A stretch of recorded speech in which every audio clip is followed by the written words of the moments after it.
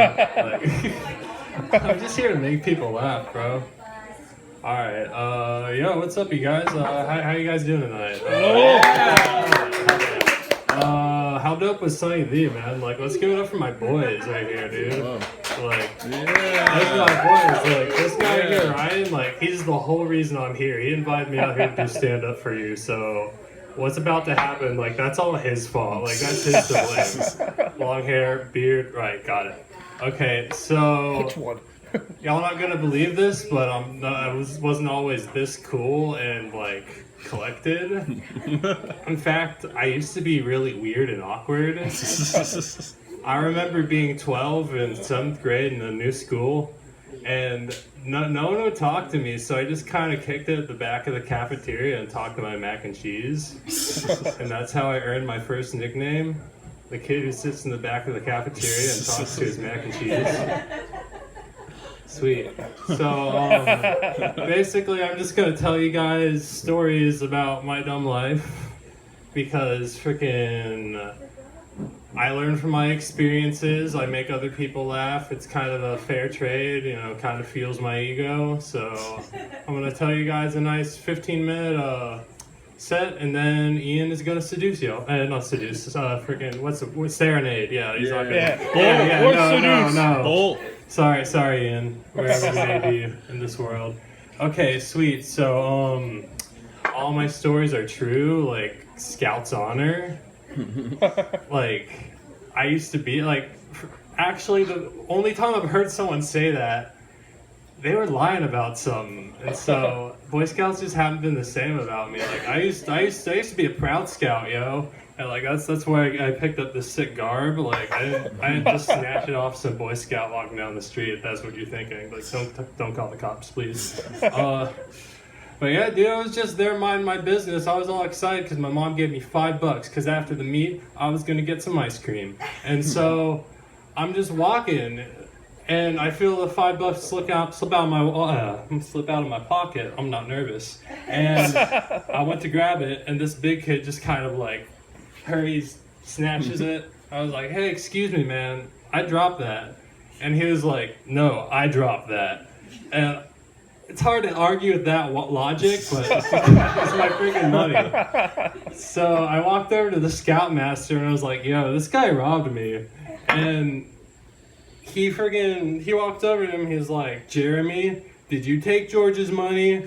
He was like, no, Scoutmaster, whatever. And he was like, Scout's honor. And this bastard looks at me, looks at the counselor, and goes, Scout's honor. And ever since that day, I've had trust issues, especially towards Boy Scouts. Exactly. Amen, sister. Because I'm a stand-up comedian, I'm on the road a lot, delivering pizzas because I don't make shit doing stand-up. Like, it's a pretty cool job, I'm not gonna lie, you know? It's like, your car's your own little office, and like, you're allowed to smoke weed in your own little office, or at least you can get away with it really easily. So, that part's really cool, but I've never gotten used to like, waiting for someone to answer the door, because it gives me anxiety. It really does, because you never know what's going to be behind that door. It's kind of like a game show, you know? It's like, let's see what's behind door number 1. It's a grown man wearing a bra, but he's tipping you $30, so that's cool. Or like, let's see what's behind door number 2. It's literally just a cloud of weed smoke. Like, they just open the door, it's like... Or door number 3. It's your ex-girlfriend's mom, and suddenly you miss her again.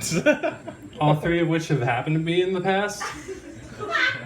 Although, I gotta say, the weirdest thing to happen to me was this one night. It was like any other night. Just walked up, you know, frickin' pizza guy strut, rang the door, and knocked on the door, just kind of sat there and wait, and then, like, there's a window right next, like, I'm no peeping Tom, okay? I just want to get that down, but there is a window right next to the front door, and it was kind of hard to miss. I'm like, I think someone's in there, and then I was like, I think that lady's naked. And I was like, oh no, she's in the middle of intercourse. That's what's going on here. And so, yeah, that's hilarious. And so I didn't know what to do. I had all these questions running through my head. I was like, you know, why would they do this? Like, are they just working up an appetite? Like, did the pizza guy come before he did? Like, what's going on here? And so I knock again, like this time a little more rapidly. And I'm kind of like, and this time they heard me, and like eventually she walks to the door, sweating her ass off, wearing a thrown-on overshirt, and at this point I realize, hey, I went to high school with this girl, and now I don't trust pizza delivery. I'm sorry about that, guys. Like I said, freaking Ryan's fault. You okayed that joke. Yo, what's up? Okay, next up. That wasn't the worst job I've ever had. Like, yeah, hell yeah, stand-up comedy. Exactly what you wanted. Amen. Thank you. I love you, Ryan. God bless. Jobless. Jobless. Yeah, so the worst job I've had was probably working overnights at a gas station, which was kind of like crackhead babysitting almost. Is what that was. Like, honestly, I put up with it until the incident. I'm sorry. Basically, do you guys remember the time, like the exact moment in time you lost all your innocence and like wonder in the world? Like, mine was the time I had to clean poop out of a women's sink in a gas station bathroom. I'm sorry. It's just, it flashes back through my mind, you know? Like, I remember just walking in there.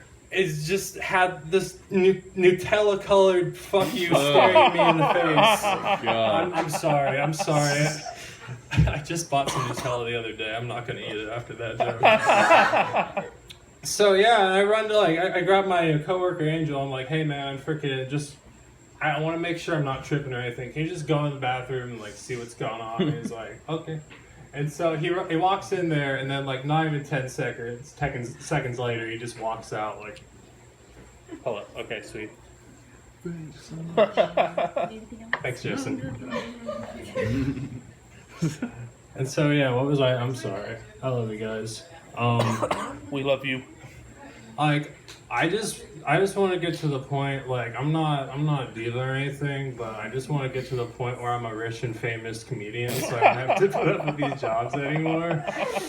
Like, I don't have a big head. I don't want to get, like, too rich and famous. I just want to get rich and famous enough to where, like, getting a face tattoo won't, like, fuck up my whole life. You know what I'm saying? Like, just that famous. Like, just that level of famous. Like, I don't know. I'm gonna do it someday, I swear to God, man. I love tattoos. They're a good way to express yourself and make older people hate you. I don't know. I remember, like, it's weird because people will react sometimes when I get a new tattoo. Like, I'm unfamiliar with the concept of getting a tattoo. They're like, you do realize that's on your body forever, right? And I'm like, are you fucking kidding me? You're telling me I'm gonna have "Vote for Pedro" written on my arm for the rest of my life? Are you kidding me right now? I actually love this tattoo because it's a great conversation piece. I was at a diner up in Ohio not too long ago, and this old lady approaches me and she's like, "Who's Pedro?"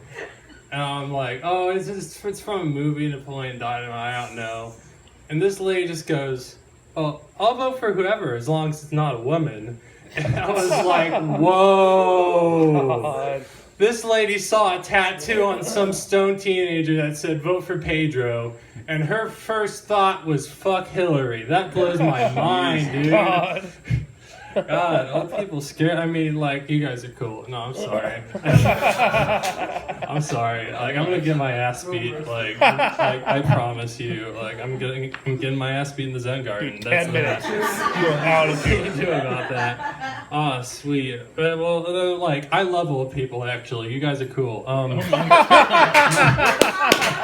my parents are old actually, which is like how parents work sometimes. And I love their stories. Like they know like I've known my parents for my whole life, and they still surprise me with stories. Like I was chilling with my dad not too long ago, and he goes, "Hey man, I ever tell you I found a dead body?" And I was like, "Fuck no, you did not." And then he just goes on to explain the story of how he was working in an apartment building as a maintenance guy and just found a dead body in one of the rooms. And I was like, dude, you just walk around every day seeing that shit and you didn't even tell your son, man. You waited 2 decades. God, that's wild. My mom tells me pretty cool stories too, but hers are a lot more like elegant and like fancy. Like she was like, we were talking about travel not too long ago, and she was talking about how she went to Greece for a little while, and then she told me this like wild story about like she just fell in love with this Greek waiter like during this was like before she met my dad, like during this vacation, and then like they said they were gonna move away to America and like all this crazy shit, you guys, and then she leaves. She leaves Greece, and then she gave him his. I'm so sorry. She gave him his. I'm so sorry, guys. I'm so sorry. She gave him her business card, Yeah. which had her work address on it, and he starts sending her these like letters.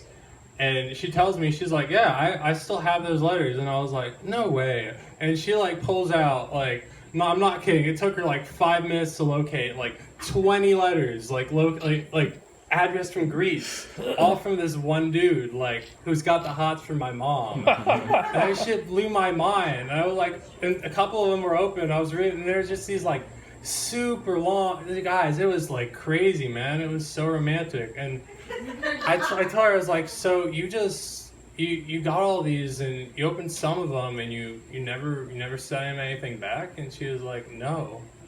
And I was like, damn, this dude got ghosted before it was even a thing. Like today when a girl does that to you, at least you get a little notification that says she's read it. Like at least mom could have done was like, I don't know, sent him a piece of paper that said read 9:47 p.m. Am I right? Okay, sweet. So I got one more story for y'all, and then I'll like fuck off.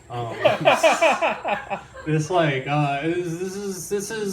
is probably the most illegal thing I've done. Here we go. One time, I was in Ohio and I was 17 and very stupid, and me and my friends, we just got back from this like afternoon church service, which doesn't really add anything to the story. I just like think that's funny because like none of us were really religious. We were just like it was just a cool church, like they had an in-house rock band that was like Jesus, and like a coffee bar and shit, and like the people like at the Christian rock band that were just kind of like, it was a fun scene. So of course we dipped in, then we like left and went to the park afterwards, had a good time, did some park stuff. Sun went down, we didn't see that coming. On our way back to the cars, we were walking down a very long parking lot, and we saw a bulldozer that none of us saw there before. And my friend Gavin gets the bright idea to say, hey, let's see if it's unlocked. And this dude went all Mythbusters on our ass and opened it up, and sure enough, it was unlocked. And so I'm like, all right, no way, I gotta see what this business is about. So I climb right in, I'm looking around, and that's when I notice a key sitting in the cup holder. I pick this shit up, and I'm like, could this be the key to ruin our whole nights? So I pop that sucker in, and sure enough, the thing starts up, and we're all losing our minds. Like, I want to point out that I didn't get my license till I was like 18, 19, so I had never driven a car up until this point. Like, I guess that bulldozer is the first time. Like, my knowledge just came from Grand Theft Auto 5, which I'd been playing the entire year that year. So I was pretty well off. Like, I started off doing, just little donuts in the parking lot. Like, I got up to the point where I found the lever that does the little, the claw thing, and like that's when we all started like losing our minds. Like I was in there like, I'm doing the thing, and my buddy Gavin and his girlfriend Sarah at the time, they're down there, and they're all like, he's doing the thing, and I went on for like maybe 5-10 minutes. I don't know if you guys have ever driven a bulldozer, but I'll tell you what, it's a rush. Like it almost makes me want to stop doing drugs, like almost. So yeah, then like Gavin says something about the police, and I'm like, man, fuck this dude. He doesn't know anything. Police aren't gonna show up. But it turns out he was a couple steps ahead of me. And 2 cop cars are just pulling up at their lights. I'm like, oh, this is how it's going down. Sarah's girlfriend, Gavin's girlfriend, Sarah. She runs, like she's straight Usain Bolts it, And the cops didn't like that. They really didn't like that. So they all pull their gun, like the 2 of them pull their guns, and Sarah freezes, Gavin freezes. I nearly shit the bulldozer. It was just this whole scene, you guys. Like, so basically, I get out of the bulldozer with my hands up, which is something I thought I'd never have to say in my life. And I sit at the curb with my friends, and they're questioning us. They're asking us stuff like, what's your age? What your age is? What are you doing here so late? Why are you driving up that bulldozer? Shit like that. And I really like these cops. Like, I'll never forget them. Like, I don't know if you guys are familiar with the film franchise Wreck-It Ralph, but there was one cop, big guy, looked just like Wreck-It Ralph, except he was blonde. He looked more like a Wreck-It Brad. And then his homie was like, short, man. Like, he looked like Fix-It Felix from those movies. It was like they had the whole like good cop, bad cop dynamic, except the good cop was like huge, and the bad cop, like, I've dated girls bigger than him. Yeah, so I'm sorry, you guys. Why are you sorry? Like, I don't know. I said too much. You're right. Thanks. I appreciate it. Yeah. I forgot mine. Okay, sweet. So what happens is they get our IDs, and I go, oh wait, I left my ID in my bag in the bulldozer. And then Officer Tom Cruise, the little dude, he like climbs up it, opens the door, gets my bag, and at this point I'm like, oh shit, I have a pipe in there. I really hope I hope these are like cool cops. But like I just like, he picked up the bag, and I'm like, oh, please don't search this. Like, please don't search my bag. And then he goes, I'm gonna search this now. If there's anything that shouldn't be in here, let me know now. And I said no. Just hoping he would take my word for it. But guess what, you guys? He did not. And so he opens up the bag, and I don't know if he got like a whiff of like disappointment or anything, but he was like, are you sure? And I was like, well, there is a pipe in there. He was like, a pipe for what? And I go, cannabis? Which I've never called it that before in my life. Like, my brain just kind of panicked and dropped, like, it just forgot all of its street terms. I just went all formal on his ass. I was like, no, officer, I was smoking cannabis. And then they look at each other and they go, cannabis? And these cops didn't know what I meant. I was mind blown. Like, you thought in their training they have a list of like street terms for weed, and cannabis might have been somewhere there next to wacky tobacco or devil's lettuce. I don't fucking know, man. And so I'm like, no, it's weed, officer. And then they just like give me the whole bit, you know, just like, hey, do you know how much trouble you get in for this? Yada yada yada. Weed is bad. Actually, that was a bad cop. The good cop is like kind of like the good cop really didn't give a shit. He was like, hey man, like weed's gonna be legal in like the next 5-10 years. Like, just stay out of trouble till then. And so, thank God these were cool cops. They let us go.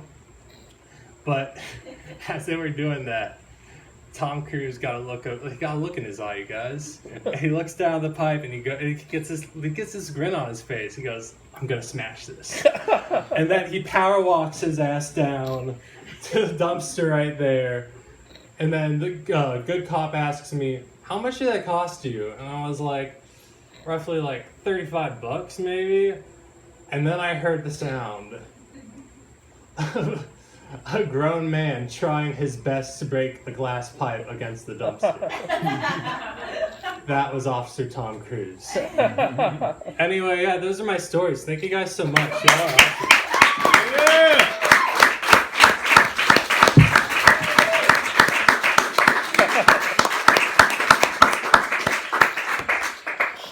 awesome.